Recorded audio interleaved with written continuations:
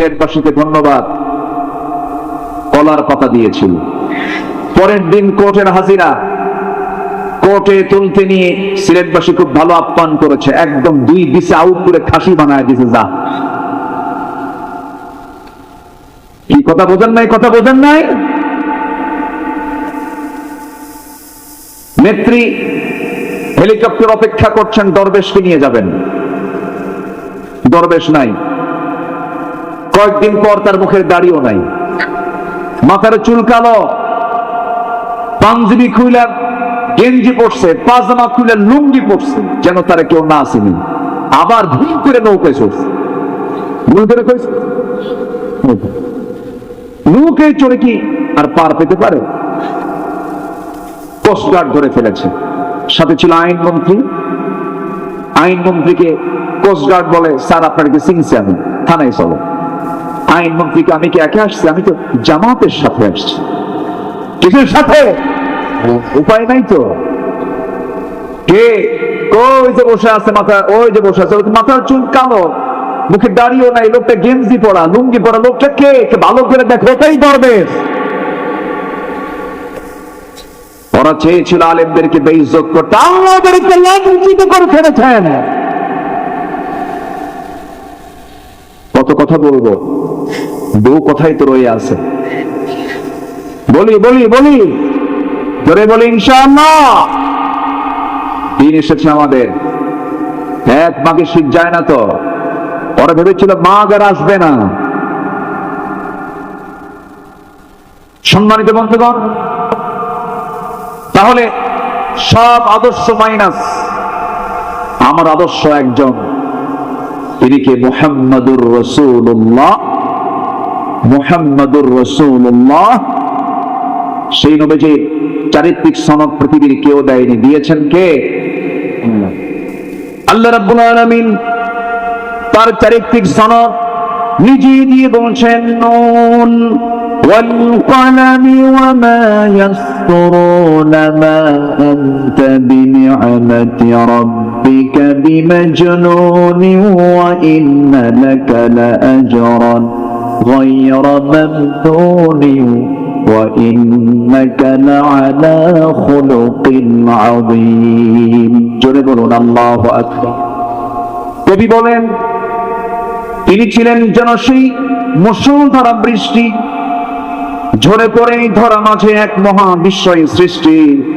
তার বিন্দু অঞ্জলি স্থল এক অপার মহাতৃপ্তি, জীবন মরুসিক্ত করে প্রশান্তি ধারার মহাদীপ্তি। জোরে বলি সুবহানাল্লাহ। আমার নবীর চারিত্রিক সনদ পৃথিবীর কেউ দেয় নাই, রাসূল আল্লাহ পাক নিজে তাকে দান করেছেন। সুইডিশ একাডেমির প্রয়োজন নাই, আমাদের দুনিয়ার কোনো একাডেমি থেকে পুরস্কার পাওয়ার প্রয়োজন নাই। আমাদের প্রয়োজন পুরস্কার পাওয়া দরকার কার দরবার থেকে? আল্লাহ বলছেন, বান্দারে আমি তোকে মহা পুরস্কারে পুরস্কৃত করব, শর্ত হলো বান্দা তুই আমার সঙ্গে মহব্বতে চলে আয়, আমাকে তুই খুশি করার চেষ্টা কর। আমার আল্লাহ তাআলা প্রত্যেক রাত্রিতে আরশে আজিম থেকে দুনিয়ার আকাশে চলে আসেন। যেরকম সুবহানাল্লাহ। সহিহ হাদিস, আমার আল্লাহ তাআলা প্রত্যেক রাত্রিতে, শেষ রাত্রিতে, মাঝ রাত্রিতে ফিস সামাঈদ দুনিয়া, দুনিয়ার আকাশে চলে আসেন, এসে বলেন, আলা বিল মুস্তাগফিরিন ফাগফির লাহ। কোন ক্ষমা প্রার্থী আছো, আমার কাছে ক্ষমা চাবে, আমি থেকে ক্ষমা করে দেব। আমার বন্ধুগণ, আমার আল্লাহ তাআলা আমাকে এত বেশি ভালোবাসেন, 7 আকাশ কোথায়, প্রথম আকাশ কোথায়, কত দূর থেকে প্রত্যেক রাত্রিতে আমার আল্লাহ আমাকে মাফ করার জন্য আসেন। আমরা যে দুনিয়াতে বসে আছি, এই দুনিয়া থেকে এই আসমান যদিও দেখতে পাচ্ছি, কিন্তু আসমান থেকে শুধু দূরে না, আমাদের দৃষ্টিতে অনেক দূরে, অনেক দূরে। কেউ কি গিয়েছে নাকি? যেতে পেরেছে নাকি? যাওয়া সম্ভব নাকি? সম্ভব না। আমার বন্ধুগণ, শুধু ছোট্ট একটা তথ্য দেব। আল্লাহ আমার জন্য, আমাকে খুশি করার জন্য কত কাছাকাছি চলে আসেন আল্লাহ তাআলা, কত দূরে তার আরশে আজিম। আমরা যেখানে বসে আছি, ঠিক এই জায়গা থেকে সূর্যটা আমরা দেখতে পাই প্লেটের মতো 13 লক্ষ গুণ বড়। ওই সূর্যের চাইতে ব্যাটেল জুইস, সুপারনোভা, 8 প্রক্সিমা সেন্ট্রাই, এই সমস্ত তারকারা যেগুলো, কত বড় বেটেল জুইস একটা তারকা আছে, এই সূর্যের চাইতে শুধু এক গুণ নয়, দ্বিগুণ নয়, ওই সূর্যের চাইতে বেটেল জুইস তারকা আছে, সেই তারকাটা 33 কোটি গুণ বড়। 33 কোটি গুণ বড় একটা তারকা। শুধু এরকম একটা তারকা নয়, কোটি কোটি গ্যালাক্সি আছে। প্রত্যেকটা গ্যালাক্সির ভিতরে আল্লাহ রাব্বুল আলামিন 500 বিলিয়ন করে তারকা রেখে দিয়েছেন। এরকম করে আল্লাহ রাব্বুল আলামিন মহাশূন্যের তারকাগুলো ঝুলায় রেখেছেন। শুধু মহাশূন্যের কথা বলছি, আমি তো করে যাই নাই। মানুষ চাঁদের দেশে চলে গেছে, চাঁদ সফর করেছে, মঙ্গল গ্রহে গেছে। বান্দা যদি মনে করে গ্রহ দেখলাম মঙ্গল, দেখলাম চাঁদ, চাঁদের দেশ দেখলাম, একটু তারকার দেশ দেখতে চাই, তারকার দেশে যদি কোনো বান্দা যেতে চায়, দুনিয়ার কোনো যানবাহন দিয়ে চলবে না, দুনিয়ার কোনো বিমান কপ্টার দিয়ে চলবে না, নভোযান দিয়ে চেষ্টা করা যেতে পারে। দুনিয়ার লেটেস্ট নভোযান হলো অ্যাপোলো 11, যার ঘন্টার গতি হলো 39,000 কিলোমিটার। 39,000 কিলোমিটারের বেগে যদি রওনা দিয়ে দেয়, বান্দা রওনা দিয়েছে সেই পৃথিবীর সবচেয়ে নিকটবর্তী তারকার দেশ, যার নাম হলো প্রক্সিমা সেন্ট্রাই। পৃথিবীর সবচেয়ে কাছাকাছি তারকার দেশ, সেই তারকার কাছে যদি যেতে চায় কেউ, এমন দ্রুতগতি সম্পন্ন অ্যাপোলো 11 চড়ে তার সময় লাগবে 1,15,000 বছর মাত্র। যাবেন কারা কারা? হাত তুলুন। সম্ভব? আসতে বলে সম্ভব। আমি কি আকাশে গেছি এখনো? আকাশ তো বহু দূরে। এরকম প্রথম আকাশ, দ্বিতীয় আকাশ, তৃতীয় আকাশ, চতুর্থ আকাশ, 7 আকাশের উপরে আমার আল্লাহ তাআলা আরশ আজিম। সেখান থেকে প্রত্যেক রাত্রে আমাকে আপনাকে মাফ করার জন্য প্রথম আকাশে চলে আসে। তাহলে কি তাহাজ্জুদের দরকার আছে? আসতে বলে আছে, আরো জোরে বলেন আছে। আমার নবীজি তাহাজ্জুদে কাঁদতেন কেমনে? নাসাই শরীফের হাদিস। আমার নবীজি তাহাজ্জুদের নামাজ যখন পড়তেন, সিজদায় গিয়ে এত জোরে ঝাড়ায় কাঁদতেন তিনি, তার কান্নার আওয়াজটা কেমন হতো? হাদিস এসেছে, চুলায় আগুন ধরিয়ে দেওয়ার পরে পাতিলে পানি তুলে দিয়ে যদি পাতিলটার পানি গরম করা হয়, গরম হলে পরে, সিদ্ধ হলে পরে পানি টকবক টকবক যে আওয়াজটা হয়, আমার নবীর সিজদায় পড়ে যখন তিনি কাঁদতেন, টকবক পানির মতো আওয়াজ আমার নবীর মুখ থেকে বের হতো। রাসূল এত কাঁদতেন, সবচেয়ে বেশি কেঁদেছেন আমার নবীজি। জায়নামাজ ভিজে যেত, এত কান্না তিনি কাঁদতেন। এই কান্নার বিধাংশ কারণ ছিল আমি এবং আপনি, আমার উম্মত। জোরে কোন সুবহানাল্লাহ। কিন্তু আযিবহুম ফাইন্নাহুম ইবাদুক। আল্লাহ তুমি যদি আযাব দাও, তুমি যদি শাস্তি দাও, তারা তো তোমার বান্দা, তুমি আমার উম্মত গুলোকে মাফ করে দাও। তাহলে হাশরের ময়দানে সবাই বলবে নফসি নফসি, আমার নবীজি বলবেন উম্মতি উম্মতি। এই জন্য আদর্শ মডেল দরকার একজন ব্যক্তির, মুহাম্মদ সাল্লাল্লাহু।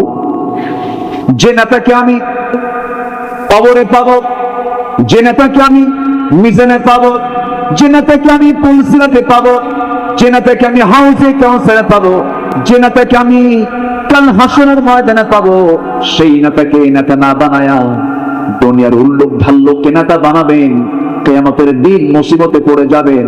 অতএব আমার আপনার জন্য আজকে সিদ্ধান্ত হলো, আমরা দল করব নবীর দল, দল করব আল্লাহর দল। সবাই রাজি আছেন? আল্লাহ কবুল করুন, জোরে বলি আমিন। আমার ভাইয়েরা, অনেক লম্বা কথা। রাসূলের আদর্শে আখিরাতের পথ এবং পথেও 10টি পয়েন্ট আমি কথা বলতে চাই। নাম্বার 1 হলো আমার নবীজির যে আদর্শের আখিরাতের পথ এবং পথেও নাম্বার 1 হলো নবীজির ভিতরে তাওহীদের পথে দৃঢ়তা এবং একনিষ্ঠতা ছিল।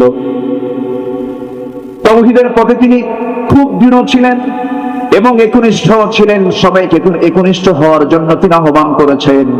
আল্লাহ রাব্বুল আলামিন সূরা হুদের মধ্যে বলছেন, সূরা হুদের 112 নম্বর আয়াত, ফাস্তাকিম কামা উমিরতা ওয়া মান তাবা মাআকা ওয়ালা তাতগাউ ইন্নাহু বিমা তা'মালুনা বাসীর। জোরে বলুন আল্লাহু আকবার।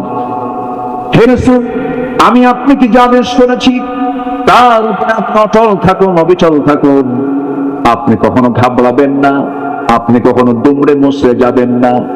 একজন মুজাহিদ কখনো বসে থাকে না, বসে থাকে না।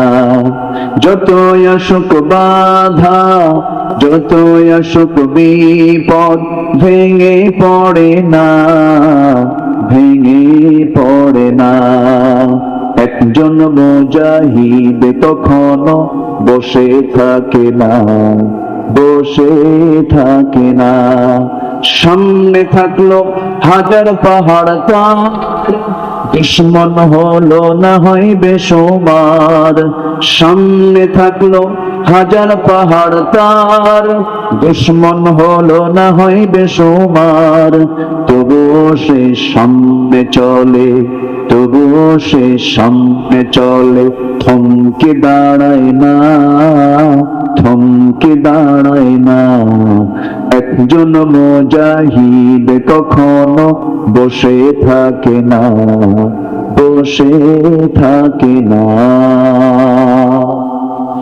আল্লাহ কবি মতিউর রহমান মল্লিকের কবরটাকে জান্নাতের টুকরা বানায় দেয়। যারা বলে আমি, এক একটা গান, এক একটা ওয়াজ, এক একটা গান, এক একটা শিল্প। আল্লাহু আকবার বলেন। আমরা কি দুমড়ে মুচড়ে পড়বো? আমরা সামনের দিকে এগিয়ে থাকবো। ফাস্তাকিম কামা উমিরতা।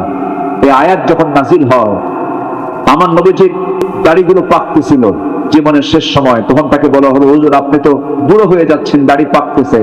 আমার রাসূল বললেন, সূরা হুদের 112 নম্বর আয়াত আমাকে বুড়া বানিয়ে দিয়েছে। এই আয়াত খুব ভারী আয়াত। এই আয়াতটার দিকে তাকালে আমার দারুণ ভয়। আল্লাহ যেন আমাদের সবাইকে দ্বীনের উপরে ইস্তেকামাত থাকার তৌফিক দান করেন। জোরে বলি আমিন। আমির হামজার বুক ফুলিয়ে ইসলাম গ্রহণ করার পর কুরাইশদের রাগ চরমে উঠেছিল। তারা বুঝতে পারলো মুহাম্মদ বিন আব্দুল্লাহর শক্তি, বনু হাশিমের সমর্থনে তারা তাওহীদের আন্দোলন চলছে। বিভিন্ন ষড়যন্ত্র শুরু করে দিল, বয়কট করলো। আমরা সবাই জানি এক পর্যায়ে চরম ভাবে যখন লেগে গেল, আবু তালেব, আমার ডান পাশে যিনি বসে আছেন, উনি কিন্তু মুসলিম আবু তালেব। কিন্তু যে আবু তালেবের কথা বলছি, যদিও মুসলিম না, কিন্তু নবীর সারা জীবনে মানে কি বলবো আমি, এত বড় খেদমত তিনি করেছেন। অনেক সাহাবীদের কিসমতে এত বড় খেদমত করা জোটে নাই।